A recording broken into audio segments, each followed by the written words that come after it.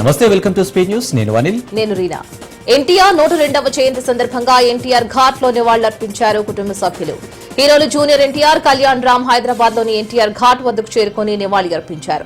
తెలుగు ప్రజలకు ఆయన చేసిన సేవలను గుర్తు చేసుకున్నారు. ప్రముఖుల రాకతో ఎన్టీఆర్ ఘాట్ వద్ద పోలీసులు భారీ బందోబస్తు ఏర్పాటు చేశారు. నందమూరి కుటుంబ సభ్యులు ఒకరి తర్వాత ఒకరు చేరుకుని ఎన్టీఆర్ ఘాట్ వద్ద నివాళులర్పించారు. నిర్మల్ జిల్లా లోకేశ్వరం మండల కేంద్రంలో పర్యటించిన మంత్రి సీతక్క కుమరంభీం విగ్రహాన్ని ఆవిష్కరించారు. అనంతరం ఆమె మాట్లాడుతూ కుమరంభీం చేసిన పోరాట ఫలమే నిజాం పరిపాలనపై స్వతంత్రం అయ్యామని చెప్పారు. అయితే చరిత్రలో ఆదివాసులకు త్యాగాలు ఎక్కువ, ఫలాలు తక్కువ మిగిలాయని, గిరిజన ప్రాంతాలలో నీరు వంటి అనేక సదుపాయాలు కల్పించాల్సిన అవసరం ఉందని ఆమె అన్నారు. గోదావరి పరివాహక ప్రాంతాల్లో ఎక్కువ సంఖ్యలో ఆదివాసులు ఉన్నారని, ఆదివాసులకు ప్రత్యేక గుర్తింపు లేక నిధులు ఏర్పాటు చేయలేకపోతున్నామని చెప్పారు. ఇక్కడ కుమరంభీం విగ్రహం ఏర్పాటు చేయడం చాలా సంతోషంగా ఉందన్నారు. అందరి కులాల దేవులను గౌరవిద్దాం, కానీ అంతిమంగా మన జాతికి ఉన్న సంస్కృతి కార్యక్రమాలను కాపాడుకుందామని పిలుపునిచ్చారు. రాజన్న సిరిసిల్ల జిల్లా వేములవాడ అర్బన్ అగ్రహారం శ్రీ కన్వెన్షన్ లో 371 మంది లబ్దిదారులకు ఇందిరమ్మ ఇళ్ల ప్రొసీడింగ్ కాపీలను ప్రభుత్వ విప్ ఆది శ్రీనివాస్, జిల్లా కలెక్టర్ సందీప్ కుమార్ చోలు అందజేశారు. సందర్భంగా ఎమ్మెల్యే ఆది శ్రీనివాస్ మాట్లాడుతూ సిరిసిల్ల ఎమ్మెల్యే క్యాంప్ ఆఫీస్ లో రాష్ట్ర ముఖ్యమంత్రి ఫోటో పెట్టి తీర్చాల్సిందేనని, అది కేటీఆర్ సొంత ఆఫీస్ కాదని తెలిపారు. ప్రజాధనంతో నిర్మించిన ఎమ్మెల్యే క్యాంప్ కార్యాలయంలో సిరిసిల్ల ఎమ్మెల్యేగా ఎవరు ఉంటే వారికి అధికారికంగా కేటాయిస్తారని తెలిపారు. అలాగే ఎవరు ముఖ్యమంత్రిగా ఉన్నా ఎమ్మెల్యే క్యాంప్ కార్యాలయంలో సీఎం ఫోటో పెట్టి గౌరవించాలని కూడా అన్నారు. అయితే సిరిసిల్ల ఎమ్మెల్యే క్యాంప్ కార్యాలయంలో ముఖ్యమంత్రి ఫోటో పెట్టడానికి కేటీఆర్ కు ఎందుకంత నామోషి అని ప్రశ్నించారు. కేటీఆర్ అహంకారం తగ్గించుకోకపోతే ఈసారి సిరిసిల్ల క్యాంప్ కార్యాలయాన్ని కూడా ప్రజలు ఖాళీ చేయిస్తారని జోస్యం చెప్పారు. లండన్ పర్యటనకు వచ్చిన బీఆర్ఎస్ వర్కింగ్ ప్రెసిడెంట్ కేటీఆర్ తెలంగాణ ఎన్ఆర్ఐలు ఘన స్వాగతం పలికారు. తమ అభిమాన నాయకుడికి స్వాగతం పలకడానికి ప్రవాస తెలంగాణీలు పెద్ద ఎత్తున ఎయిర్పోర్ట్ కు తరలివచ్చారు. వెల్కమ్ కేటీఆర్ అంటూ భారీ బ్యానర్ను విమానాశ్రయంలో ప్రదర్శించారు. పీడీఎస్ఎల్ కంపెనీ డైరెక్టర్ల బృందం, వారి కుటుంబ సభ్యులు ఎయిర్పోర్టుకు వచ్చి కేటీఆర్ కు స్వాగతం పలికారు. ఈ సందర్భంగా ఎన్ఆర్ఐలు కేటీఆర్ తో సెల్ఫీలు దిగి సంబరపడ్డారు. ఈ నెల 30న బ్రిడ్జ్ ఇండియా ఆధ్వర్యంలో లండన్ లో జరిగే ఇండియా వీక్ 2025 లో కేటీఆర్ ప్రధాన ఉపన్యాసం ఇవ్వనున్నారు. McLaren, Aston Martin, Jaguar Land Rover వంటి దిగ్గజ ఆటోమోటివ్ కంపెనీలకు అధునాతన R&D సేవలను అందించే పీడీఎస్ఎల్ కంపెనీ నాలెడ్జ్ సెంటర్ను అదే రోజు క్వారీలో కేటీఆర్ ప్రారంభిస్తారు. శాస్త్రవేత్తల సలహాలు, సూచనలు పాటిస్తే రైతులకు మేలు జరుగుతోందని ఖానాపూర్ ఎమ్మెల్యే వెడ్మా బొజ్జు పటేల్ అన్నారు. ఇంద్రవెల్లి మండలం మొత్నూరు గ్రామంలోని రైతు వేదిక భవనంలో రైతు ముంగిట్లో శాస్త్రవేత్తలు కార్యక్రమంలో ముఖ్య అతిథిగా పాల్గొన్నారు. సందర్భంగా ఎమ్మెల్యే మాట్లాడుతూ రైతులు రసాయనాల వాడకాన్ని తగ్గించి సేంద్రియ వ్యవసాయం సాగుపై దృష్టి సారించాలని సూచించారు. రసాయనాల వాడకం వల్ల భూకాలుష్యం పెరిగి మానవ మనుగడకు తీవ్ర నష్టం జరుగుతుందని అన్నారు. పురాతన కాలంలో పండించిన పంటలను మళ్లీ సాగు చేయాలని కూడా సూచించారు. ఖానాపూర్ నియోజకవర్గంలో నకిలీ విత్తనాలు, ఎరువులు సరఫరా కాకుండా అధికారులు పకడ్బందీగా చర్యలు చేపట్టాలని అన్నారు. నకిలీ విత్తనాలు అమ్మే వారిపై కఠిన చర్యలు తీసుకోవాలని అధికారులను ఆదేశించారు. న్యాయవాదుల రక్షణకు ప్రత్యేక చట్టం తీసుకురావాలని హైకోర్టు న్యాయవాది భానుమూర్తి కేంద్ర రాష్ట్ర ప్రభుత్వాలకు విజ్ఞప్తి చేశారు. సోమాజిగూడ ప్రెస్ క్లబ్ లో ఆయన విలేకరులతో మాట్లాడుతూ వివిధ కారణాలతో న్యాయస్థానాల్లో కేసుల పరిష్కారం ఆలస్యం అవుతుండటంతో ఫిర్యాదుదారులు న్యాయవాదులే కారణమంటూ దాడులకు తెగబడుతున్నారని అన్నారు. మరికొన్ని కేసుల్లో ఫిర్యాదుదారులు అక్కసుతో దాడులు చేస్తున్నారని చెప్పారు. ప్రజలకు జరిగే అన్యాయాలపై న్యాయస్థానాల్లో ప్రజా ప్రయోజనాల వ్యాజ్యం వేసే వారిపై కూడా తీవ్రమైన దాడులు జరుగుతున్నాయని ఆవేదన వ్యక్తం చేశారు. ఈ నేపథ్యంలో బార్ అసోసియేట్లతో ప్రత్యేక సమావేశం నిర్వహించి న్యాయవాదుల కోసం ప్రత్యేక చట్టం తీసుకురావాలని కోరారు. తెలంగాణ కాంగ్రెస్ మాదిగ సామాజిక వర్గ ఎమ్మెల్యే రహస్య భేటీ రాష్ట్రంలో సంచలనంగా మారింది. కవ్యంపల్లి లక్ష్మీకాంతారావు, లక్ష్మణ్ సామోల్ రహస్యంగా నిన్న భేటీ అయ్యారు. కేబినెట్ విస్తరణలో మాదిగలకు చోటు కల్పించాలని డిమాండ్ చేస్తున్నారు. ఇదే అంశంపై కాసేపట్లో టీ కాంగ్రెస్ ఇన్ఛార్జ్ మీనాక్షి నటరాజన్తో మాదిగ సామాజిక వర్గం ఎమ్మెల్యేలు భేటీ అవుతారని తెలుస్తోంది. కేబినెట్ బెర్త్ కన్ఫర్మ్ అయ్యేట్టు చూడాలని విజ్ఞప్తి చేయనున్నారు. అధిష్టానంపై ఒత్తిడి పెంచేందుకు నిర్ణయం తీసుకోనున్నారు. రాజన్న సిరిసిల్ల జిల్లా వేములవాడ పట్టణంలో భారీ ఉరుముల మెరుపులతో కూడిన వర్షం కురుస్తుంది. దీంతో పట్టణంలోని ఆలయ పరిసరాలు, ప్రధాన రహదారి, జాతర గ్రౌండ్ లో రహదారిపై వరద నీరు ప్రవహించింది. ఆలయ పరిసరాలు జలమయమయ్యాయి. మరోవైపు వర్షంలోనే తడిసి ముద్దై భక్తులు ఇబ్బందులు పడ్డారు. పలు దుకాణాల్లోకి సైతం వరద నీరు చేరడంతో వ్యాపారులు ఇబ్బందులు పడ్డారు. శ్రీకాకుళం నగరంలో కుండపోత వర్షం కురిసింది. సుమారు గంటన్నర పాటు కురిసిన భారీ వర్షానికి జిల్లా కేంద్రం తడిచి ముద్దైంది. కుండపోత వర్షానికి లోతట్టు ప్రాంతాలైన Krishna park area, Rythu Bazar junction, RTC complex జలమయమయ్యాయి. రోడ్లపై మోకాలు లోతు నీరు ప్రవహించింది. దీంతో వాహనదారులు, స్థానిక ప్రజలు ఇబ్బందులు పడ్డారు. జిల్లా కేంద్రంతో పాటు జిల్లాలోని చెర్ల, ఆముదాల వలస, నరసన్నపేట, బూర్జా మండలాల్లోనూ భారీ వర్షం కురిసింది. మరోవైపు భారీ వర్షానికి జిల్లాల్లో వాతావరణం చల్లబడింది. జిల్లా వాసులకు ఉక్కపోత నుంచి ఉపశమనం లభించింది.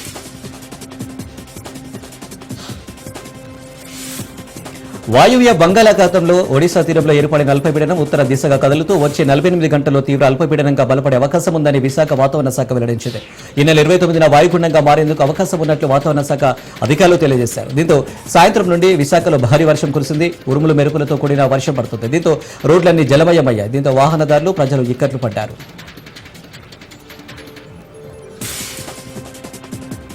జగిత్యాల జిల్లా మాల్యాల మండలం తాటిపల్లిలో ఉరుములు మెరుపులతో భారీ వర్షం కురిసింది. ఓ ఇంటి విద్యుత్ మీటర్పై పిడుగు పడింది. ఆ సమయానికి ఓ యువకుడు వీడియో తీయగా ఇల్లంతా వైబ్రేషన్స్ వచ్చి ఇంటి పైకప్పు కూలింది. ఈ ఘటనలో ఇంట్లో నివసిస్తున్న జరిపోతుల సుమలత అనే గృహిణి, ఆమె కొడుకు, కూతురులకు తీవ్రంగా గాయాలయ్యాయి. పిడుగు పడిన శబ్దానికి గృహిణి చెవులు కూడా వినిపించడం లేదంటూ ఆమె కుటుంబ సభ్యులు వాపోయారు. బాధితులను చికిత్స నిమిత్తం జగిత్యాల్లోని ప్రభుత్వ ప్రధాన ఆసుపత్రికి తరలించారు.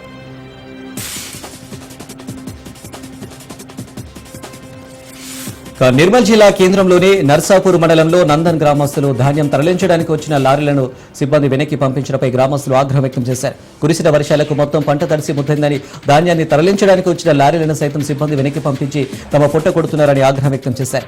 కలెక్టర్ వెంటనే స్పందించి ట్రక్కులను పంపించి తమ గ్రామంలోని వరి ధాన్యాన్ని వెంటనే రైసు మిల్లులకు తరలించే ఏర్పాట్లు చేయాలని గ్రామస్తులు, రైతులు కోరారు.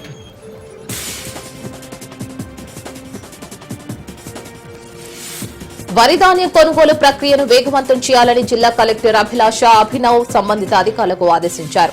సారంగపూర్ జామ్ వరి ధాన్యం కొనుగోలు కేంద్రాలను కలెక్టర్ ఆకస్మికంగా తనిఖీ చేశారు. సారంగపూర్ వ్యవసాయ మార్కెట్ యార్డులో పీఏసీఎస్ ఆధ్వర్యంలో నిర్వహిస్తున్న కొనుగోలు కేంద్రాన్ని సందర్శించిన కలెక్టర్ ధాన్యం తూకం, లోడింగ్ ప్రక్రియను స్వయంగా పరిశీలించారు. అనంతరం కలెక్టర్ మాట్లాడుతూ మిగిలి ఉన్న వరి ధాన్యాన్ని వెంటనే కొనుగోలు చేసి మిల్లులకు తరలించాలని, ప్రస్తుతం ఉన్న హమాలీలతో పాటు ప్రతి కేంద్రంలో మరో 20 మంది అదనపు కూలీలను ఏర్పాటు చేసి కొనుగోలు ప్రక్రియను వేగవంతం చేయాలని ఆదేశించారు. అకాల వర్షాల వల్ల తడిసిన ధాన్యాన్ని కూడా చివరి గింజ వరకు కొనుగోలు చేస్తామని రైతులకు హామీ ఇచ్చారు.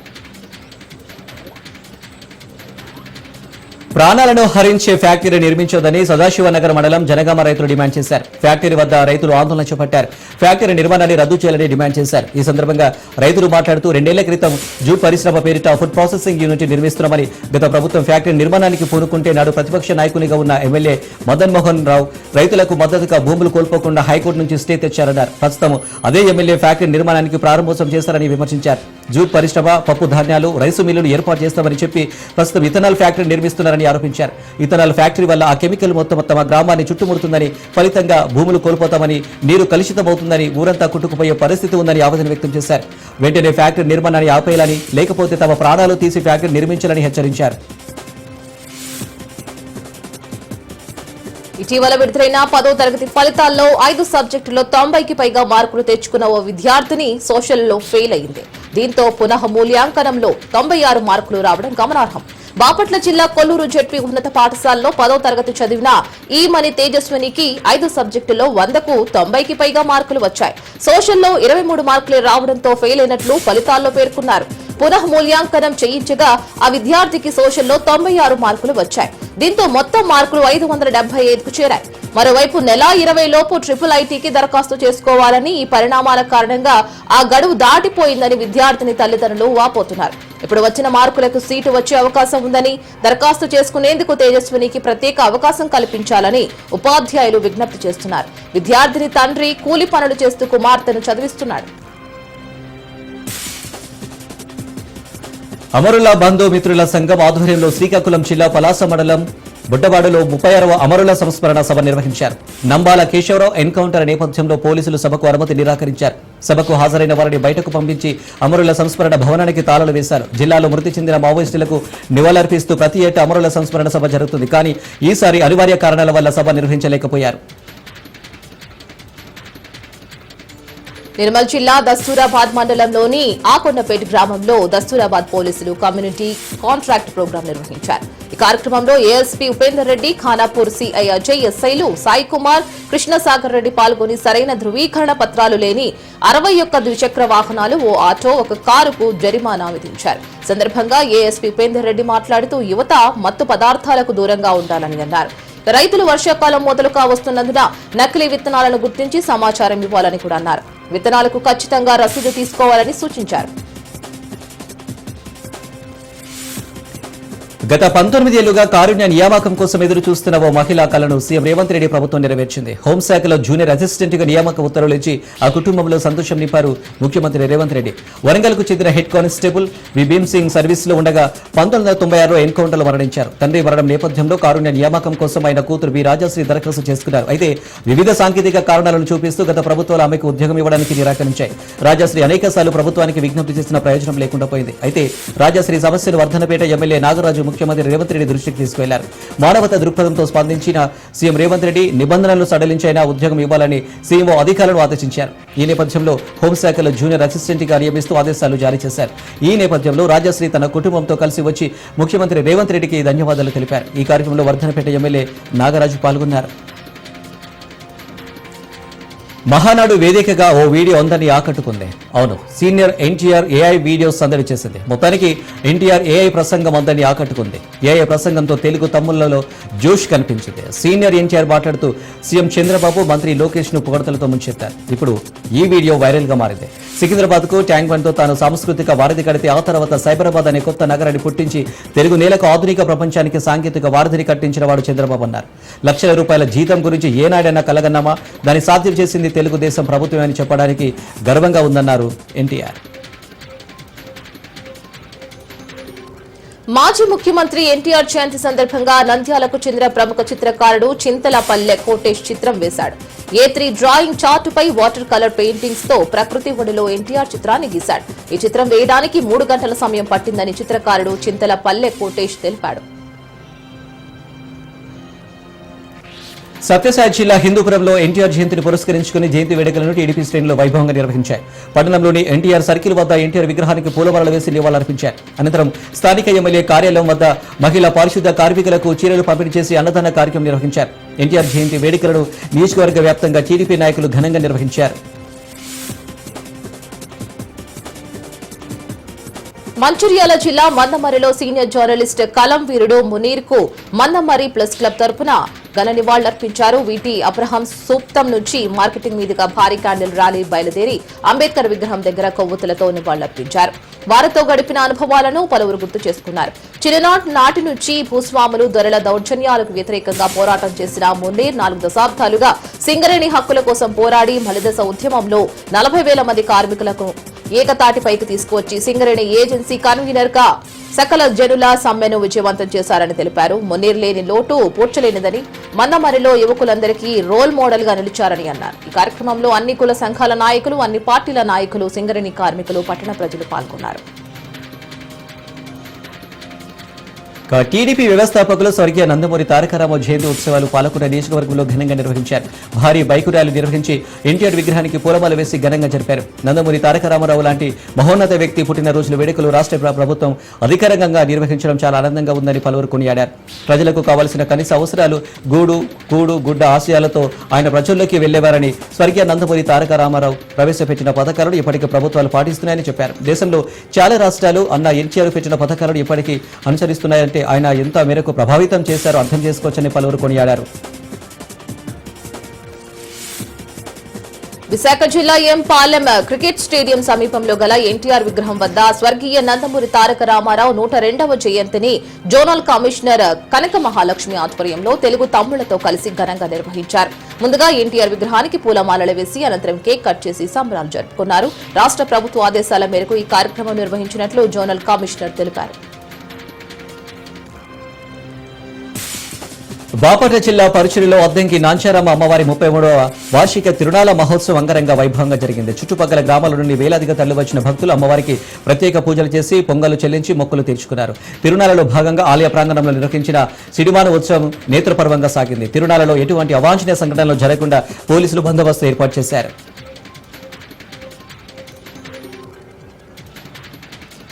నిర్మల్ జిల్లా బైంసా మండలం ఖడ్గం గ్రామానికి రోడ్డు వేయాలని డిమాండ్ చేస్తూ గ్రామస్తులు బైంసా నిర్మల్ జాతీయ రహదారిపై రాస్తారోకో చేపట్టారు. బైంసా నుంచి ఖడ్గం గ్రామానికి రోడ్డు వేయాలని డిమాండ్ చేశారు. దీంతో రహదారిపై ఇరువైపులా భారీగా వాహనాలు నిలిచిపోయాయి. గతంలో కూడా ఆందోళన చేయడంతో హామీ ఇచ్చి మరిచామని ఆవేదన వ్యక్తం చేశారు. అనంతరం ఆర్డీఓ కార్యాలయానికి వాహనానికి అడ్డుగా కూర్చొని నిరసన తెలిపారు. కడప నగరంలో టీడీపీ కార్యకర్తలను ఎమ్మెల్యే మాధవిరెడ్డి పట్టించుకోలేదని ఆవేదనతో ఓ మహిళ టీడీపీ నాయకురాలు ఎన్టీఆర్ సర్కిల్ సమీపంలో ఉన్న సెల్ ఫోన్ టవర్ ఎక్కి ఆత్మహత్య యత్నానికి పాల్పడ్డారు. కడప మాసాపేట చెందిన మహిళ టీడీపీ నాయకురాలు చిప్పగిరి మీనాక్షి తనను పట్టించుకోవడం లేదని ఆవేదన వ్యక్తం చేశారు. వనస్థలిపురంలో దారుణం చోటు చేసుకుంది. భర్తను భార్య హత్య చేసి ప్రమాదవశాత్తు ఇంట్లో పడి చనిపోయాడని నమ్మించే ప్రయత్నం చేసింది. 8 సంవత్సరాల క్రితం వలిగొండ మండలం గోకారం గ్రామానికి చెందిన శిరీషను యాదాద్రి భువనగిరి జిల్లా నారాయణపురం సభవత్త తాండాకు చెందిన కిషన్ నాయక్ కులాంతర వివాహం చేసుకున్నాడు. అయితే కిషన్ నాయక్ శిరీషల మధ్య కొన్ని రోజులుగా గొడవలు జరుగుతున్నాయి. ఈ నేపథ్యంలో భర్త కిషన్ నాయక్ ను వదిలి వనస్థలిపురం హిల్స్ కాలనీలో శిరీష ఒంటరిగా ఉంటుంది. అయితే పథకం ప్రకారం భర్తను ఇంటికి పిలిచి చున్నీతో ఉరివేసి హత్య చేసినట్లు పోలీసుల విచారణలో వెల్లడైంది. కిషన్ నాయక్ కుటుంబ సభ్యుల ఫిర్యాదుతో హత్య ఉదంతం బయటపడింది. శిరీషతో సహా మరో 2 అదుపులోకి తీసుకున్న పోలీసులు దర్యాప్తు చేస్తున్నారు. కూతురు బిందు ఫిర్యాదు మేరకు కేసు నమోదు చేసుకుని దర్యాప్తు చేస్తున్నట్లు వనస్థలిపురం పోలీసులు తెలిపారు. మేడ్చల్ జిల్లా మేడిపల్లి పోలీస్ స్టేషన్ పరిధి నారపల్లి వద్ద ఆవులను తరలిస్తుండగా విహెచ్పి బజరంగ్ దళ్ కార్యకర్తలు పట్టుకుని పోలీసులకు అప్పగించారు.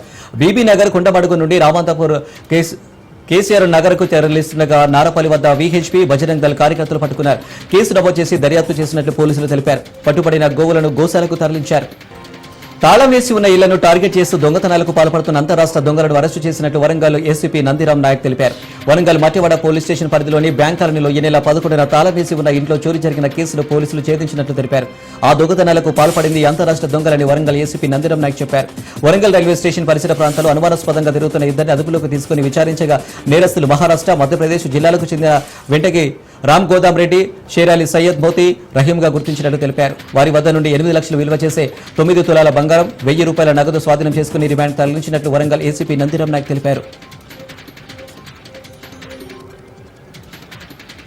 భద్రాద్రి కొత్తగూడెం జిల్లా మణుగూరు పట్టణంలోని హనుమాన్ టెంపుల్ వద్ద వాహన తనిఖీలు నిర్వహిస్తున్న పోలీసులను చూసి పారిపోతున్న వ్యక్తిపై అనుమానం వచ్చి వెంబడించి పట్టుకోగా ఆ వ్యక్తి అంతర్రాష్ట్ర దొంగగా తేలింది.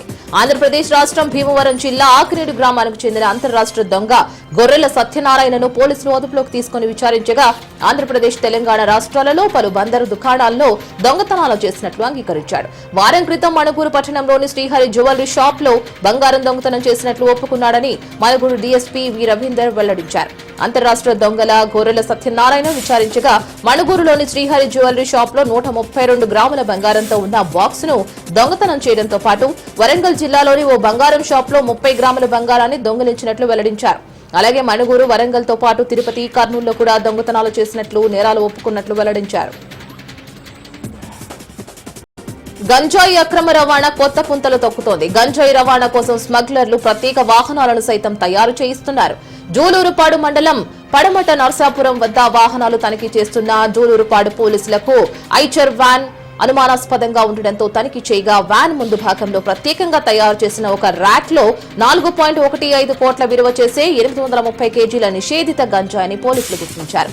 ఈ ఘటనలో 2 వ్యక్తులను అదుపులోకి తీసుకుని వ్యాన్ ను గంజాయిను సీజ్ చేసినట్లు జిల్లా ఎస్పీ రోహిత్ రాజ్ తెలిపారు. ఎస్పీ మాట్లాడుతూ ఆంధ్రప్రదేశ్ రాష్ట్రం అల్లూరు జిల్లా నుంచి హైదరాబాద్ మీదుగా వ్యాన్ లో గంజాయిని ఢిల్లీకి తరలిస్తున్నట్లు తెలిపారు. 2 వ్యక్తులను పట్టుకోగా మరో 7 వ్యక్తులపై కేసు నమోదు చేసినట్లు తెలిపారు. ఈజీ మనీకి అలవాటు పడి మత్తు పదార్థాల రవాణాకు పాల్పడితే జైలు శిక్షతో పాటు ఆస్తులు కూడా సీజ్ చేస్తామని ఎస్పీ రోహిత్ రాజ్ హెచ్చరించారు. సూర్యాపేట జిల్లాలో సీసీఎస్ పోలీసులు శిశు విక్రయాలు జరుపుతున్న ముఠాను అదుపులోకి తీసుకున్నారు. ఈ ముఠాలో 6 మహిళలతో పాటు 4 పురుషులు ఉన్నారు. ఈ ముఠా సభ్యుల నుండి 16 నెలల మగ శిశువును పోలీసులు స్వాధీనం చేసుకుని చైల్డ్ వెల్ఫేర్ అధికారులకు అప్పగించారు. ఈ ముఠా సభ్యులు ఒక్కో శిశువును 7 లక్షల రూపాయల వరకు విక్రయించినట్లు లభిస్తుంది. నిందితులు హైదరాబాద్, సూర్యాపేట, విజయవాడ ప్రాంతానికి చెందిన వారిగా పోలీసులు గుర్తించారు. వీరిపై గతంలో శిశు విక్రయాల కేసులు ఉన్నట్లు పోలీసులు వెల్లడించారు. యాదాద్రి భువనగిరి జిల్లా యాదగిరిగుట్ట కొండపైన గోదాం నుంచి 10 బస్తాల చింతపండు దొంగతనం చేస్తూ సురక్ష ఉద్యోగులు పట్టుబడ్డారు. పూర్తిస్థాయి ఈవో లేకపోవడంతో అధికారులు ఉద్యోగులు ఇష్టానుసారంగా వ్యవహరిస్తున్నారు అనే ఆరోపణలు వినిపిస్తున్నాయి. ఒక్కో బస్తాలో సుమారు 30 కేజీల చింతపండు ఉంటుందని పోలీసులు తెలిపారు. సమగ్ర విచారణ జరిపి బాధ్యులపై కఠినంగా శిక్షించాలని భక్తులు స్థానికులు డిమాండ్ చేస్తున్నారు. చైన్ స్నాచింగ్ కు పాల్పడుతున్న ముఠాను విజయవాడ పోలీసులు పట్టుకున్నారు. 4 నిందితులను అరెస్టు చేసి వారి నుంచి 30 లక్షల విలువ చేసే 476 గ్రాముల బంగారం ఆభరణాలు స్వాధీనం చేసుకున్నారు. అనంతరం సిపి రాజశేఖర్ బాబు మీడియాకు వివరాలు వెల్లడించారు. చైన్ స్నాచింగ్ కు పాల్పడుతున్న నెల్లూరు జిల్లాకు చెందిన అచ్చి గిరిబాబు, అతని సోదరుడు అచ్చి మహేష్, వెంకటరమణ, మొగలి సంధ్యలను అరెస్టు చేశామని చెప్పారు. నిందితులు ఇప్పటివరకు 25 చైన్ స్నాచింగ్లకు పాల్పడారని చెప్పారు. నేరాల నియంత్రణ కోసం సీసీ కెమెరాలు అన్ని చోట్ల ఏర్పాటు చేశామని, వీటి వల్ల చాలా వరకు దొంగతనాలు అరికట్టగలుగుతున్నామని చెప్పారు. మేడిగడ్డ బ్యారేజ్ పై ఎన్డీఎస్ఏ ఇచ్చిన నివేదిక బూటకమని ఇప్పటి వరకు తాము చెప్పిందే నిజమని తేలిందని బీఆర్ఎస్ వర్కింగ్ ప్రెసిడెంట్ కేటీఆర్ అన్నారు. కనీస పరీక్షలు నిర్వహించకుండా ఎన్డీఎస్ఏ తుది రిపోర్టు ఎలా ఇస్తుందని అన్నారు. ప్రపంచ ప్రఖ్యాత నిర్మాణ సంస్థ ఎల్ఎన్టీ సూటిగా ప్రశ్నించడంతో ఈ నివేదిక తప్పుల తడక అని రుజువైందని అన్నారు. క్షేత్రస్థాయిలో కనీస పరీక్షలు చేయించకుండానే ఎన్డీఎస్ ఇచ్చిన నివేదికను ఎల్ఎన్టీ తిరస్కరించడం రాష్ట్రంలో సర్కార్కు, కేంద్రంలోని బీజేపీకి చెంపపెట్టులాంటిదని అన్నారు. ఏడాదిన్నర సాగదీసి అడుగడుగునా వ్యత్యాసాలు, పొంతనలేని అంశాలు ఉండడం రిపోర్టు డొల్లతనాన్ని బయటపెట్టిందని కేటీఆర్ ఘాటుగా ట్వీట్ చేశారు. కుమరంభీం జిల్లా కాగజ్ నగర్ లో హైటెన్షన్ నెలకొంది. నేతల మధ్య సవాళ్లు ప్రతి సవాళ్లు కొనసాగుతున్నాయి. తుమ్మిడిహట్టి ప్రాజెక్టుపై బహిరంగ చర్చకు రావాలంటూ మాజీ ఎమ్మెల్యే కోనేరు కోనప్పకు ఎమ్మెల్యే పాల్వాయి హరీష్ నిన్న సవాల్ విసిరారు. ఎమ్మెల్యే సవాల్ను కోనప్ప స్వీకరించారు. బుధవారం తుమ్మిడిహట్టి వద్ద బహిరంగ చర్చకు 2 నేతలు, వారి అనుచరులు సిద్ధమయ్యారు. అయితే కాగజ్ నగర్ లో ఎమ్మెల్యే హరీష్ బాబును తుమ్మిడిహట్టి వద్దకు వెళ్లకుండా ఆయన ఇంటి వద్ద పోలీసులు అడ్డుకున్నారు. మరోవైపు కోనప్ప, ఆయన అనుచరులు కూడా అడ్డుకున్నారు. నీళ్లు సిద్దిపేటకు తరలిపోతుంటే కోనేరు కోనప్ప చూస్తూ ఊరుకున్నారని ఎమ్మెల్యే పాల్వాయి హరీష్ ఆరోపణలు చేశారు. తుమ్మిడిహట్టి వద్ద ప్రాణహిత చివల ప్రాజెక్టు కడవద్దని గతంలో ఎమ్మెల్యే హరీష్ కుటుంబ సభ్యులు ధర్నాలు చేశారని కోనప్ప ఆరోపించారు. ఇలా ఇద్దరి మధ్య మాటల యుద్ధం జరిగింది. దీనిపై బహిరంగ చర్చకు వెళ్లేందుకు మాజీ ఎమ్మెల్యే సిద్ధం కాగా ఇద్దరిని పోలీసులు అడ్డుకున్నారు. ఉమ్మడి శ్రీకాకుళం మన్యం జిల్లా పాలకొండలో 4 సినిమా థియేటర్స్ లో రెవెన్యూ అధికారులు తనిఖీలు చేశారు. డిప్యూటీ సీఎం పవన్ కళ్యాణ్ ఆదేశాలతో తనిఖీలు నిర్వహిస్తున్నారు. థియేటర్స్ లోని లోటుపాట్లపై ఆరా తీశారు. టికెట్ల ధరలను, క్యాంటీన్లోని అమ్మే తినుబండారాల రేట్లను అధికారులు పరిశీలించారు. థియేటర్స్ లోని భద్రతా ప్రమాణాలను సైతం అధికారులు పరిశీలిస్తున్నారు.